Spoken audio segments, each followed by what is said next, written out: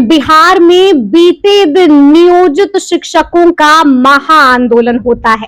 आपने भी देखा कि हजारों की संख्या में नियोजित शिक्षक बीते दिन पटना पहुंचते हैं और जमकर हंगामा करते हैं, जिसके बाद हमने एक वो भी दृश्य देखा कि कैसे नियोजित शिक्षकों ने बीजेपी कार्यालय का घेराव कर दिया था, जिसके बाद एक्शन मोड में आ गए थे बिहार के डिप्टी सीएम सम्राट चौधरी ने साफ साफ कह दिया कि 15 तारीख को हम नियोजित शिक्षकों से वार्ता करेंगे और इस पूरे मसले का समाधान भी करेंगे।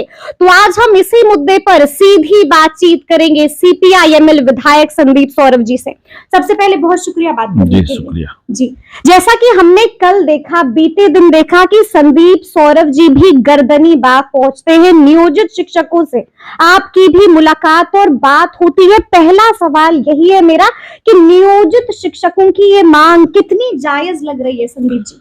देखिए, मांग तो एकदम जायज है। जब पिछली सरकार ने कह दिया था कि हम राज्यकर्मी का दर्जा देंगे जी।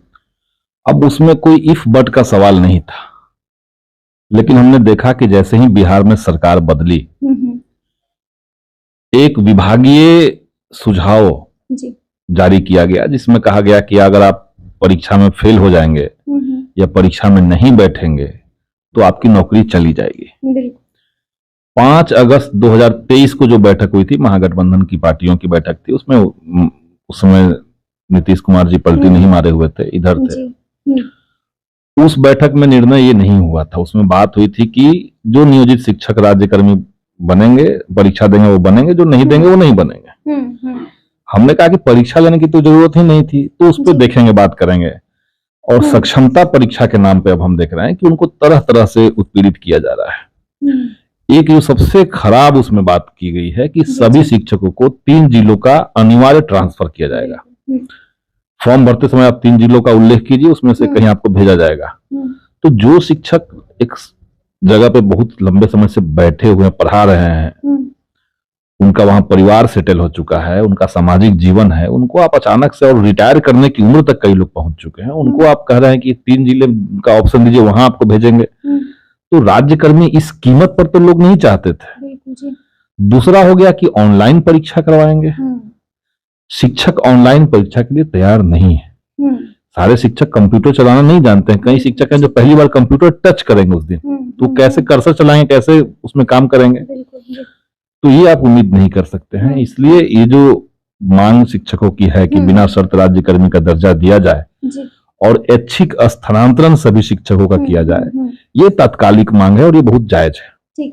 दूसरी इनकी मांग है कि भाई अभी तक शिक्षा विभाग की तरफ से जितने गैर लोकतांत्रिक, गैर संवैधानिक फरमान जारी हुए हैं उनको वापस लिया जाए। तो ये 2 मांग लेकर के नियोजित शिक्षकों की बैठक हुई। उस बैठक में मैं भी था। हम लोगों ने तय किया था कि 13 तारीख को आंदोलन करेंगे। आंदोलन हुआ कल, और अब डिप्टी सीएम कह रहे हैं कि हम 15 तारीख को मीटिंग करेंगे। हम उम्मीद करते हैं कि ये सरकार नियोजित शिक्षकों की बात सुने, समझे और उसको ठीक तरीके से लागू करे। लेकिन देखिए, हमने कल का जो दृश्य देखा, कल जो महा आंदोलन हुआ, लेकिन अब नियोजित शिक्षक भी वही बात कह रहे हैं कि अब बिना शर्त हमें राज्यकर्मी का दर्जा मिलना चाहिए। लेकिन आपको याद होगा संदीप जी कि मुख्यमंत्री ने कभी ऐसी बात नहीं बोली। मुख्यमंत्री ने पहले कहा कि एक मामूली परीक्षा देनी होगी, उसके बाद कहा कि एक अलग सी परीक्षा देनी होगी, और पहले तो नियोजित शिक्षक भी मान गए थे कि हम परीक्षा देंगे, लेकिन अब कह रहे हैं कि बिना शर्त, यानी कि अब हम सक्षमता परीक्षा भी नहीं देंगे। आपको क्या लगता है कि कहीं इस तरह से बातें करके वो अपने पैरों पर कुल्हाड़ी तो नहीं मार रहे हैं? नहीं, देखिए, इसमें सरकार की तरफ से 5 अगस्त की जो बैठक थी, उसमें जिसमें फाइनल हुआ था निर्णय, उसमें सरकार ने कहा था कि कोई लीगल बाध्यता है। अगर आप नियोजित हैं और राज्यकर्मी में जा रहे हैं, अगर आपका कैटेगरी बदल रहा है, तो आपको कोई एक बेंचमार्क तय करके आपको क्रॉस करवाना होगा, और बेंचमार्क परीक्षा का तय किया गया। लेकिन उसमें ये तो एक लीगल बात है, तो लीगल एक्सपर्ट तो और भी लोग हैं। हम लोगों ने भी दूसरे लोगों से बात की। उन्होंने कहा कि अगर सरकार चाहे तो एकदम संभव है कि हो जाना।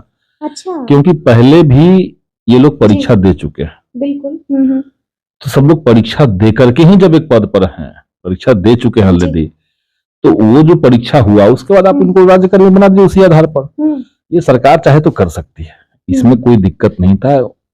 लेकिन मामला वही है कि सरकार एक ऐसे व्यक्ति को पाल के रखी हुई है शिक्षा विभाग के अंदर, जिनका मुख्य मकसद ही है कि हमको नियोजित शिक्षक से इंतकाम लेना है, बदला लेना है। मतलब के पाठक का जिक्र के पाठक का जिक्र कर रहे हैं जी। उनको लगता है कि हमको शिक्षकों को किसी तरीके से उत्पीड़ित करते रहना है, उनको औकात में रखना है, उनको औकात में रखना है। यही चाहते हैं लोग, ये लोग यही चाहते हैं। और इसलिए ये लोग प्रोटेस्ट करेंगे। तो अभी आप देखिए कल जो प्रोटेस्ट हुआ उससे पहले जो हम लोगों ने मशाल जुलूस का एक कॉल लिया था, मशाल जुलूस के समय सारे जगह पर नियोजित शिक्षकों के खिलाफ कार्रवाई करने का लेटर जारी हो रहा है। तो ये तो कभी नहीं था। शिक्षक अगर छुट्टी लेकर के आंदोलन में जाते हैं या कुछ करते हैं, अपनी बात कहते हैं, तो उनके ऊपर कार्रवाई नहीं होनी चाहिए। लेकिन चूंकि के पाठक का ये आदेश है इसलिए कार्रवाई हो रही है। तो अगर बीजेपी को थोड़ी सी भी चिंता है शिक्षकों की, पहले तो ये लोग कह ही रहे थे भाजपा वाले लोग कि भगवान भी धरती पर आएगा तो राज्यकर्मी का दर्जा नहीं देंगे, लेकिन अगर थोड़ी सी भी इनको चिंता है तो सबसे पहले के पाठक के द्वारा लिए गए सारे फैसले जो गलत फैसले हैं उन सबको वापस लिया जाए और इनको बिना शर्त राज्यकर्मी का दर्जा दें। अच्छा, कल आपने देखा था ना कि जब बीजेपी ऑफिस का घेराव हुआ था तो जमकर लाठियां बरसाई गईं। आपने देखा था कि कई नियोजित शिक्षक घायल हो गए, कई चोटिल हो गए, उसके बाद कईयों को हिरासत में लिया गया और कईयों पर प्राथमिकी भी दर्ज हुई है। कब तक हमारे शिक्षकों को इसी तरह से लाठियां खानी पड़ेंगी? और शिक्षकों ने बहुत पहले से शिक्षकों का प्रयास चल रहा है। आप समझिए कि जब विशेष शिक्षक नियमावली आई थी 2023, तो उस समय 1 सप्ताह का समय दिया गया था सरकार की तरफ से और कहा गया था कि आप लोग सुझाव दीजिए। बिल्कुल जी। कई सारे माननीय विधायकों ने भी, शिक्षक संगठनों ने भी, इंडिविजुअली कई सारे शिक्षकों ने सुझाव लिख करके दिए। एक भी सुझाव, सारे सुझाव का तर्क था जी। उसका एक आधार था, संदर्भ था, मैंने भी दिया। एक भी सुझाव के पाठक ने नहीं माना, एक भी सुझाव नहीं माना। यहाँ तक कि उसी विभाग के उस समय के मंत्री महोदय ने भी सुझाव दिए जी। मंत्री का भी सुझाव विभाग ने नहीं माना, क्योंकि इनको मतलब शिक्षा मंत्री ने भी सुझाव, प्रोफेसर चंद्रशेखर जी उन्होंने भी दिया। उसकी कॉपी मेरे पास है। उन्होंने जो सुझाव दिए, एक भी उनका भी सुझाव के पाठक ने नहीं माना। और बगैर शिक्षा मंत्री को से बात किए, बगैर उनको दिखाए, बगैर उनका हस्ताक्षर लिए पूरे फाइल को इन लोगों ने कैबिनेट में भेज दिया। ठीक है। अभी आप देखिए सदन जब चल रहा था तो विजय कुमार चौधरी जी हैं, उन्होंने भाषण में ये बात कही थी कि जब बिहार में बहाली निकली है तो उस समय तो शिक्षा मंत्री ऑफिस नहीं जा रहे थे। ये किसी सरकार के लिए शर्म की बात है कि आपका कोई अधिकारी का व्यवहार इस तरह का हो गया कि वो पब्लिक में लेटर निकाल करके किसी मंत्री को गाली दे रहा है, मंत्री की आलोचना कर रहा है, उसका मजाक उड़ा रहा है जी। और आप कार्रवाई नहीं कर रहे हैं। उसको बगैर बताए, उससे बगैर साइन करवाए वो कैबिनेट तक मामले को लेके आ जा रहा है, मंत्री बैठे रह जा रहे हैं। जो पूरे बिहार में आउटसोर्सिंग कंपनियों का जाल बिछाया गया, मंत्री ने लिख करके दिया है, वो हमने देखा है, लिख करके दिया कि इसमें आरक्षण का पालन नहीं है, ये नहीं हो सकता है, तब भी ये हुआ। तो ये गर्व की बात नहीं किसी सरकार के लिए। इसीलिए सरकार को समग्रता से चीजों को देखना पड़ेगा।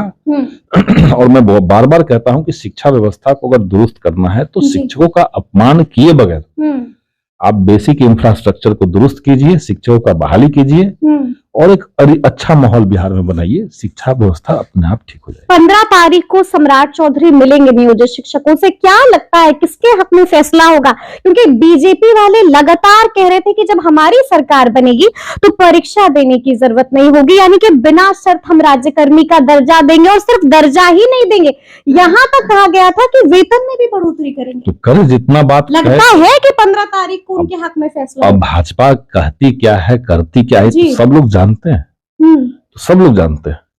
तो जब विपक्ष में ये लोग थे तो बहुत बड़ी बड़ी बात कह रहे थे, अब सरकार में है तो उसमें से कुछ करके दिखाएं। मतलब आप भी चैलेंज दे रहे हैं? चैलेंज तो दे ही रहे हैं जी।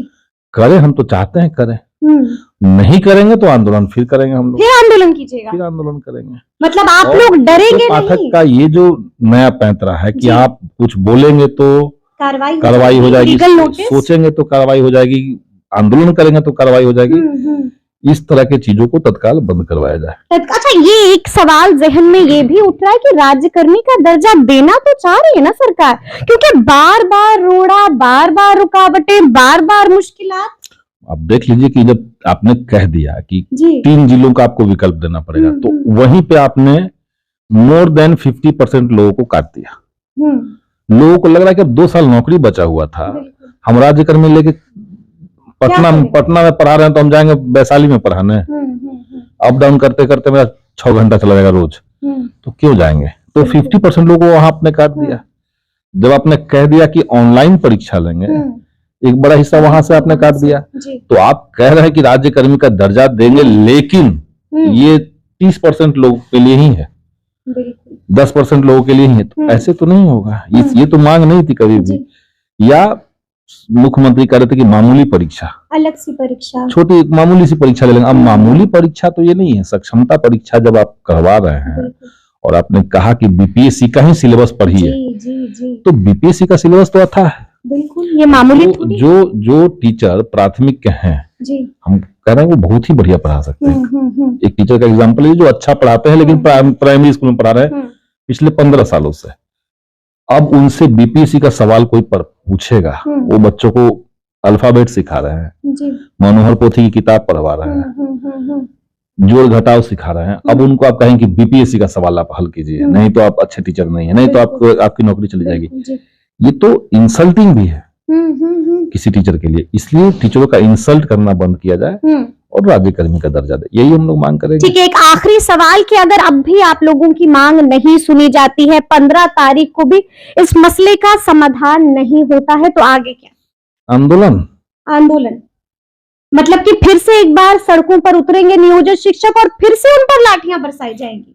अब देखिए, लाठियां बरसाई जाएगी, इस डर से अगर लोग बोलना छोड़ दे तो फिर ये बिहार कैसे कहलाएगा? बिहार का तो अपना एक लीगेसी है जी। लाठियां बरसाने वाले, लोकतंत्र को कमजोर करने वाले लोगों के खिलाफ बिहार खड़ा रहा है हमेशा से। तो बिहार के शिक्षक है, नियोजित शिक्षक है, एक संगठित ताकत है। बिहार में 4 लाख इनकी संख्या है।